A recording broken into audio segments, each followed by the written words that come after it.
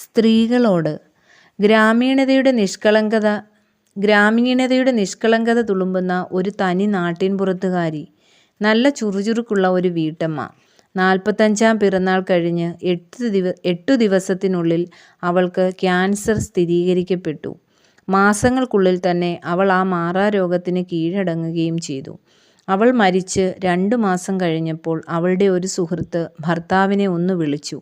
പാവം, അയാൾക്ക് അവൾ ജീവനായിരുന്നു.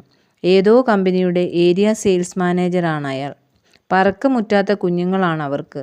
ഇടയ്ക്കിടെ യാത്ര ചെയ്യേണ്ടി വരുന്ന അയാൾ അമ്മയില്ലാത്ത അവരെ എങ്ങനെ നോക്കുമോ എന്തോ. അതോർത്തപ്പോൾ മനസ്സു വല്ലാതെ പിടയുന്നു. അവളായിരുന്നേ അന്നോളം ആ വീടിൻ്റെ ജീവാത്മാവും പരമാത്മാവും. എല്ലാം അവൾ ഒറ്റയ്ക്കാണ് നോക്കി നടത്തിയിരുന്നത്. കുട്ടികളുടെ പഠിപ്പ്, അവരുടെ ട്യൂഷൻ, അയാളുടെയും അവളുടെയും അച്ഛനമ്മമാരുടെയും അസുഖങ്ങൾ,